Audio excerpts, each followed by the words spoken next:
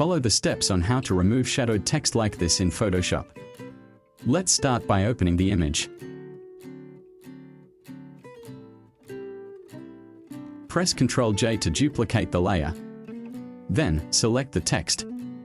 Here I use the lasso tool.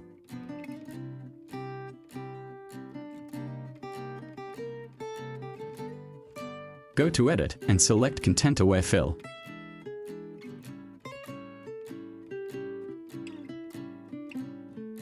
Select Output as current layer.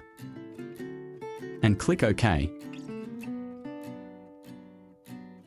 Press Ctrl D to deselect. Here is the before and after.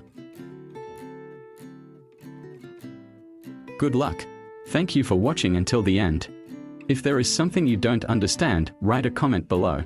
Click like for support and activate the notification bell to get the next video update.